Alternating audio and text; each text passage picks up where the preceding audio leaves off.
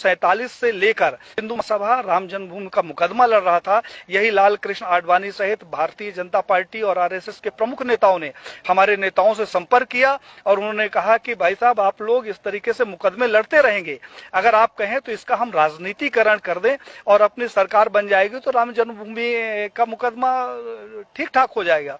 और साहब, हम लोग साइलेंट हो गए, अपनी छाती में इनको बैठाकर पूरे भारत में रथ यात्रा निकाली और उस रथ यात्रा से इकट्ठा हुए 1400 करोड़ रुपए ये लोग डकार गए, जिसका आज हिसाब नहीं है। तो 1400 करोड़ रुपया ये खा गए। हिंदुत्व के नाम पर जो भी प्रखर नेता आगे आता है, कहने के लिए थोड़ा सा बुरी बात है लेकिन कहना जरूरी है, अशोक सिंघल जी को मैंने पत्र लिखा। हमने कहा 1400 करोड़ रुपया जो राम जन्मभूमि का इकट्ठा हुआ कहां गया। अशोक सिंघल जी से हमारा बड़ा आत्मिक लगाव था। उन्होंने उसका जवाब दिया और मुझे फोन किया कि पांडे साहब, मैं अयोध्या जा रहा हूं, आप आ जाओ, आपसे कुछ बात करना है। मैं जब अयोध्या गया तो एक गले में वो पीला टॉवल रखते थे, उन्होंने जो शिला रखी हुई थी उसकी धूल झाड़नी शुरू कर दी। हमने कहा कि ये क्या कर रहे हो।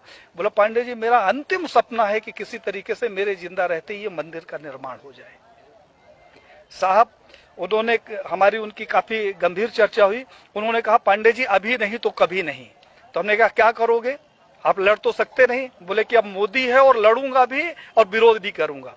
और साहब, अशोक सिंघल जी एक स्वस्थ व्यक्ति जिसके साथ हमने 2 दिन बिताया, वो दिल्ली जाता है और अचानक उसकी मौत हो जाती है। प्रवीण भाई तोगड़िया, जिसके पास जेड कैटेगरी की सुरक्षा हो, जो पेशाब करने बाथरूम में जाता है तो पहले बाथरूम चेक होता है और वो रोड के किनारे लावारिस पड़ा मिले, उसकी सिक्योरिटी का पता नहीं और उसका पता नहीं। कमलेश तिवारी, जिसकी सिक्योरिटी के लिए 24 गार्ड नियुक्त थे, हमारे पास उसके पत्र हैं साहब, और उस आदमी की हत्या हो जाती है और हत्या का कारण सिर्फ ये होता है कि उसकी सुरक्षा में कमी कर दी जाती है।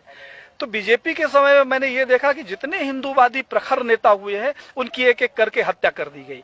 अभी 2 तारीख को हमारे पास लखनऊ से फोन आया, हिंडोला थाना कोई पड़ता है, उन्होंने कहा हिंडोला थाना से बोल रहा हूं पांडे साहब, गृह मंत्रालय